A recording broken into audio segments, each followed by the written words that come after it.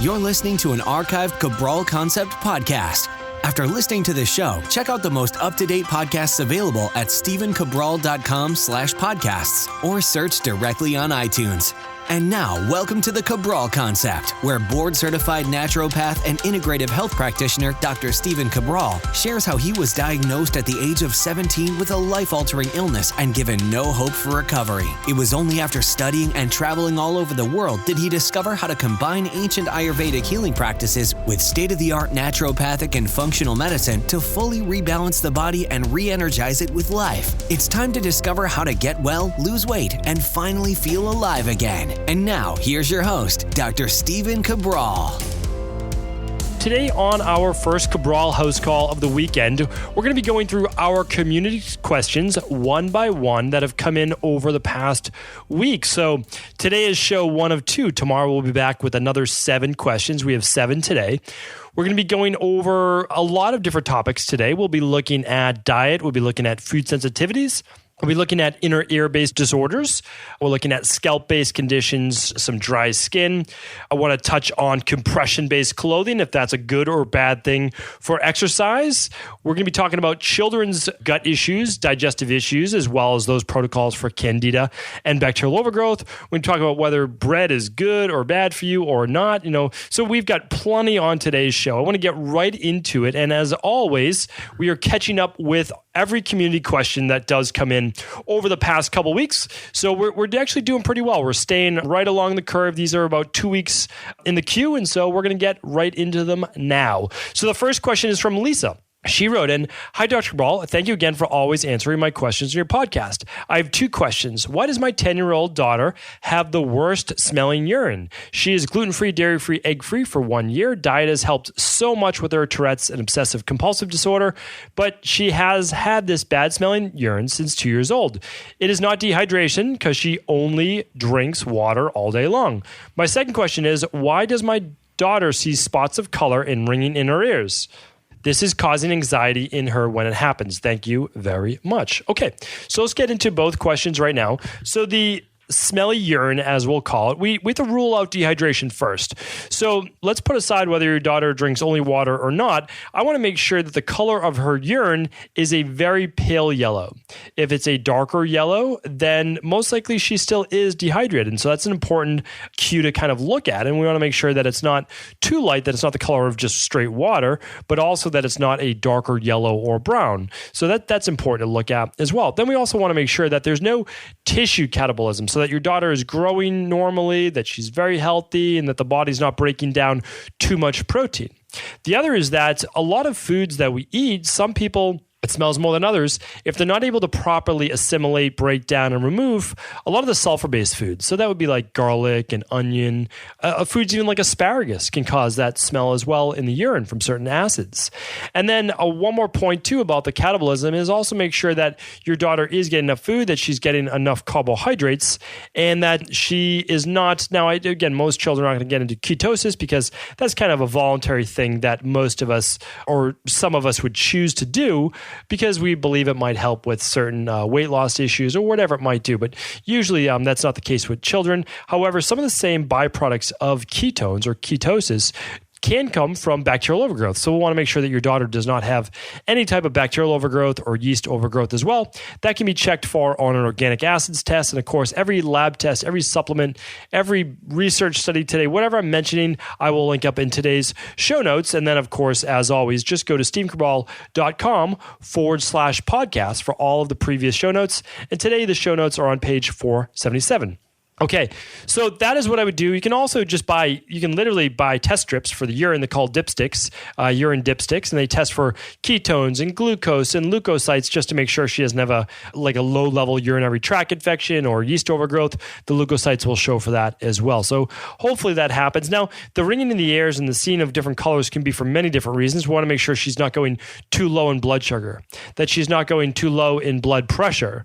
Those are a couple different reasons, especially if she sees those colors or spots when going from lying to standing. So you want to check on that. The ring in the ears can be, we've answered this many, many times on the podcast as well, but it could be from fluid in the ears. It can be from Candida overgrowth. It can be from blood sugar dysregularity. It can be from a lack of B vitamins. So let's just make sure your daughter is getting enough vitamins, that she's getting enough hydration, enough food. My recommendation, of course, just like adults, is she should use, or my recommendation is, of course, you should do what you feel is appropriate. Use the daily nutritional support powder. You can just use a half a scoop for children.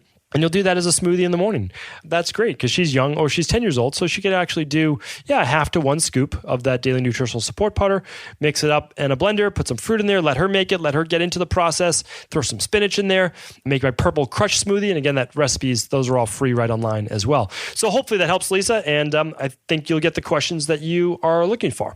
Okay, Chris is up next. Good morning, Dr. Brawl. My name is Chris, a fitness professional for the last 16 years. My question is about whether or not compression athletic apparel actually is beneficial in any way in regards to injury prevention, recovery, etc. Or is it just marketing hype to sell the newest trend in fitness apparel? Thank you for taking my question. Love the podcast. I find the information you share very beneficial for both myself and my clients. Keep up the good work. Thanks, Chris. We appreciate you writing in and your listens. So the answer is there's a lot of good research and benefit from wearing compression-based apparel. So what is that? Well, it's basically tight-fitting shirts, tight-fitting full, either shorts. We think back in the day, what were the original ones? Well, it was like spandex. And now they make them with neoprene. They make all different, they make them embedded with copper. So they make them with all different types of fabric. But what are we really doing? Well, when we wear compression-based clothing, we're increasing blood flow. We're increasing circulation. We're increasing body temperature, and we're increasing lymphatic-based movement. So if you look at that, increased blood flow, that's going to help with injury prevention. Increased heat in the body, that's going to help with injury prevention as well because of the thermogenic effect and better blood flow to all the soft tissues around the joints, ligaments, tendons, and the lymphatic flow. That's going to help with just overall detoxification and repair. So I think that they are great. I'm not a proponent of wearing them to bed. Maybe short term, if you have an injury, something like that, you're wearing some compression, like maybe it's over a knee or ankle, whatever it might be, just not ongoing. And the reason is that there's also the other side of the coin, which shows that prolonged use of compression-based clothing can lead to some nerve impingement, actually called myalgia paresthetica. And what that can do is actually push too hard. So it actually can push too much, especially if you're sleeping and you already get some impingement and the clothing's impinged. That can increase, again, just pushing down on more of the nerves, which can increase that tingling or the not ideal in terms of overall biomechanics and feeling in the body. But another thing it can do is it can slow digestion. So if we're pulling more blood to the muscles circulating the limbs, such as your legs and your arms, it's not bringing as much to the stomach. And then also it can increase blood pressure in susceptible people. So what's the main benefit? Well, the main benefit would be to wear it while you work out if you choose to. I don't wear them, so it's personal choice. Or maybe not a bad idea if you're in the winter in New England where you need to increase that blood flow and that heat, but you could also just kind of warm up yourself. And basically, that's my take on it. So there's a lot of benefits to it. So weigh the pros and cons and see if it's right for you. I wouldn't wear them to bed. And I know it's like a big thing right now. And yes, you can look at it from two different sides. I just wouldn't make it a long-term ongoing process. So hopefully that helps. Okay, Taylor is up next. Hi, Dr. Brawl. Grateful for all of your insights and having the option to submit questions. I'm wondering a couple things about my hair. My hair is very greasy. I typically have a shower daily because by 24 hours, it is very greasy. My husband is also experiencing a lot of flakes in his scalp and hair. We've noticed it happening on his eyebrows and some flakes and patchy dry spots on his face. Both are things I'm curious if there's an underlying cause that comes to mind. Thank you, Taylor. Okay, so Taylor, this is interesting. Since you mentioned both your husband and you are both having scalp-based issues or hair-based issues, we want to look at two things. One, first of all, we want to look at your water. My personal opinion is to put a shower filter on your shower immediately. And again, just go to stephencabral.com/podcasts. If you're on a Mac, press Command F and just type in shower filter. And you will actually see all the shower filters I recommend. It's on a previous podcast. And that's on a Friday review. Now, that's important because the chlorine in your water might be too high, or there might be too many minerals, whatever it might be, but it could be something that's drying out both of your scalps. And then in your case, some people actually get a rebound effect, meaning that with dry skin on your face as well as your hair, the sebum or the natural moisture of the skin can actually be overproduced. So a lot of people, they try to dry out the skin in their face because of acne or oil, but believe it or not, they get a rebound. The body actually produces more oil as a result of you making it dry. So that's an interesting thing to look at. And I've seen that a bunch of times in my practice. So there's this over oil production. And the second thing is, do make sure diet-wise that you and your husband are not eating too many fats, not too heavy of a fatty meal. Like maybe don't go too far on the ketosis side if you guys are doing that right now. Probably take a digestive enzyme to help you better digest your fats in general. But then also look at, in your husband's case, maybe your case, that there's no underlying eczema-based condition or psoriasis-based condition of the scalp that's coming out as this dry, flaky skin. Now, there are a lot of different reasons. This can happen with thyroid, lower thyroid-based issues as well, this dry skin or this leading to greasier hair as well. So important to look at hormones in general. Now, for right now, just make sure you just change your shampoo and conditioner. Whatever you're using right now, it's most likely not working for you. Just get it out of your house, give it away, whatever it might be. Even if it's all natural, choose another brand. So try that as well. That's going to be important. And then whatever soap that you're using, again, just switch that to a more natural one as well. Styling products, same exact thing. If you're using any hair products, make sure there's no alcohol in them. Alcohol will dry out the skin, dry out the scalp. Very, very important. Hormone balance, you can run an adrenal hormone-based test that will show you overall estrogen, progesterone, testosterone if you're worried about that. And you could also try apple cider vinegar as a toner before you get into the shower. Massage in apple cider vinegar all the way to the scalp. That will help with the dry skin as well as the greasy hair. It basically cuts the grease. So the apple cider vinegar will certainly help to cut the grease. So hopefully that's a good start to get you moving in the correct direction. All right, Tammy's up next. Hi, Dr. Cabral. Could you explain what is the root problem and how to heal Meniere's disease? Thank you so much for all you do, Tammy. Okay, so for everyone who doesn't know what Meniere's disease is, it's essentially it's a disorder. I don't know why we call it a disease. It's very strange because I don't see what the disease is except that it is a dis-ease of the body. And I'm going to go over the underlying root causes of it in just a moment. But it's a disorder in the inner ear that causes vertigo or spinning or lightheadedness upon standing, hearing loss. That's a big one, actually. A lot of my practice, I see that. So progressive hearing loss, really, really something to look at that because it can become worse, and ringing, tinnitus. So I've actually seen a few other things as well. It almost feels like blocked ears, like you're on an airplane or something like that. Like you just can't, it feels like almost like foggy. I've heard it compared to a cloudy hearing where it's just difficult to hear people when they are speaking.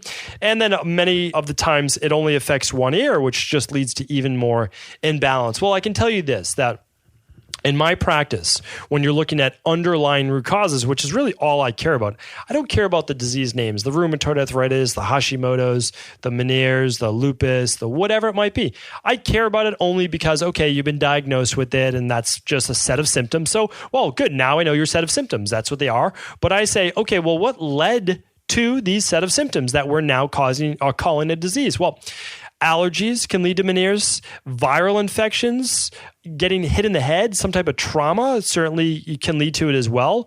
Athletes getting hit in the head, soccer players, mixed martial artists that I might work with, migraines, headaches in general, overall systemic inflammation that's also affecting the head as well. Food sensitivities, that's a really big one. If you haven't been tested for food sensitivities, I highly recommend doing that IgG test that we do offer.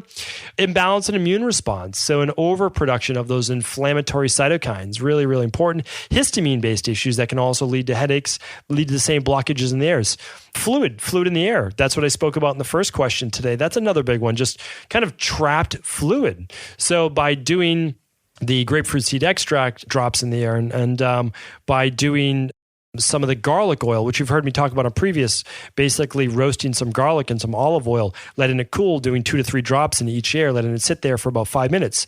Grapefruit seed extract, the ENT protocol that we have, the ear, nose, and throat protocol, just dry everything up, get rid of it. That's a big thing as well, especially people who say, well, if I take Benadryl, it seems to help a little. Well, what's Benadryl doing? It's an antihistamine and it's drying. Like, okay, well, now you're on the right track. Now we know how to treat it naturally. And so all those things do matter. Well, before I go with that, one other thing that works well in the air is a couple drops of hydrogen peroxide. So hydrogen peroxide will kill bacteria in the air. It will also help to dry it up a little bit. So that's really nice as well. And these aren't for an extended period of time. These are about for a week. That's it, 5 to 7 days. Hair tissue mineral analysis. Hair tissue mineral analysis will let you know if you have heavy metal. If you have heavy metals in your body, that can absolutely lead to ringing in the ears as well, especially high levels of copper. That's a big one to look at, or aluminum or mercury, but aluminum and copper of what I've seen correlated with it. So in an Ayurveda, then they also talk about, well, this is a high vata stress disorder. So if you're someone that runs very high in stress, you're much more likely to get an inner ear disorder. It's a high vata-based disorder. Things like gentle massage, Shirodhara, things like float therapy or isolation therapy, anything that calms and soothes the central nervous system. Really, really important. So Tammy, that's a lot of information. If you want, rewind that back a couple minutes, re-listen to that again, take a few notes if you find it will help, and then start to explore those different avenues or one that might resonate with you. That's why I try to give so many different possibilities so you can say, oh yeah, well I have allergies too. And so yeah, maybe I do have high levels of histamine. Oh, and when I eat high histamine foods, that exacerbates the condition. So my job is to get you moving in that right direction, pointing towards those underlying root causes. All right, we're moving right along today. Anna is up next. Or Anna. Hi, Dr. Cabral. Thank you a million times for all the good info you share. I'm so grateful for the role you play and keep my family healthy. I'm constantly learning new things from you. I have several child-related questions I'd love your take on. If a 2-year-old has food allergies and eczema, I understand it could be Candida or leaky gut. But how do we fix this, assuming we can't just do the protocol in a 21-day detox? Can you outline a hypothetical program to help? If this question is too taboo for the podcast, please feel free to email me instead. After much research, I recently concluded that vaccines are no longer in the best interest of our family. We have experienced too many side effects, but I'm wondering what products and dosage, 2 years or 8 years old, you recommend for children to detox, and see if these side effects can be lessened. Examples of side effects: food sensitivities, extreme moodiness, short attention span, prone to pneumonia. This one is scary. Thanks again. All right, Anna, you know that I have a special place in my heart for children, working with children. I really hate to see them sick. It's never their fault. They're a byproduct of their environment, of our society, of everything that we've done to poison their little bodies, and they can't stand up to it as much as adults can. That way 5 to 6 to 7 times their weight. So we do Candida protocols and bacterial gut protocols for kids all the time. We work with children with autism, with ADD, with ADHD, with executive functioning disorder, all of these different labels that they like to give children. So what do? Well, we do their own special Candida protocol. We just don't have it online because, again, we have 100 protocols, but we can't put them all online. So anytime you need anything, you just let us know. So what I want you to do, Anna, is simply email our support team. Email support@StephenCabral.com. And if you'd like, we can give you we'll mail it out to you, our children's Candida protocol. And it is much, much simpler. It's approximately 8 to 12 weeks long. It's very gentle for children. And it's only really 3 individual products. And then we use the lesser products, so just to a smaller degree, to help seal up that gut wall. And that's going to help with the food sensitivities. That's going to help with the moodiness, the bloating. But then also on a detox basis, what we do is we use these smoothies just like adults. So every morning, whether your child's having oatmeal or other things as well, add a smoothie to that. That's what my girls do as well. We have fruit, we have berries, we have those things, but we make a smoothie. And in the smoothie, I would like you to add some of the daily fruit and vegetable blend. Okay? So with the daily fruit and vegetable blend, and you can do the probiotic if you want as well, but with the daily fruit and vegetable blend, they're going to use a teaspoon instead of a tablespoon. And instead of the 2 scoops of the daily nutritional support powder, they're going to use a half a scoop for a 2-year-old. That's it. And that's going to help them do a very gentle detox every day of their life. It's going to give their bodies what they need to fight back. So In the future, if you run a hair tissue mineral analysis and you see your child has high levels of aluminum or mercury or copper, then they will also do a heavy metal detox. But of course, we'll do it from a much gentler process than a chelation-based process, which is a little too strong for kids. And I don't even use it for adults because we simply don't have the need to do something that strong. So if you want to test truly for Candida, then you would run an organic acids test. And if you want to do food sensitivity testing, you would run an IgG food sensitivity test. And if you want to look at heavy metals and stress in the body, you would look at the hair tissue mineral analysis test. Okay, so hopefully that was enough. Hopefully it gave you the answers that you're looking for. And as always, we're always happy to help. Just feel free to email us. All right, Carrie is up next. Only 2 questions left. I'm addicted to this podcast, Carrie says. Short and sweet. Can you give me the lowdown on sprouted food, Ezekiel bread, sprouted pepitas, etc.? Worth it? ? So yeah, this is a great question. The bottom line is this: sprouting is always better. You can take pretty much any product in the world, and if you sprout it, what do? Well, you cut back on what's called the anti-nutrients. I shouldn't say all, because there's no all for anything. What we're looking at is a lot of plant-based foods, and I'm not going to get too technical right now. I want to give it to you in real-world speak. On the outside of a lot of plant-based foods, if they haven't been cooked or they haven't been sprouted, they contain these things called anti-nutrients. Now, it sounds like it's a really bad thing, but what it does technically is it prevents a lot of predators, meaning like insects and bugs and small animals, from eating it. So what they do, though, is they make it harder to break down in your stomach. And sometimes they can block you from actually absorbing all of the nutrients that you need from that food.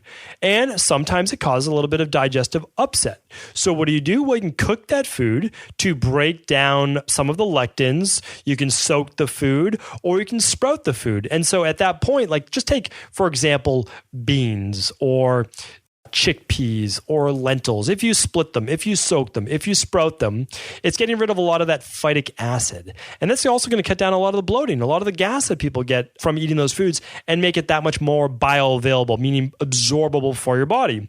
So sprouting pepitas, which is basically pumpkin seeds, those are one of my favorite seeds out there. Easily the most underrated.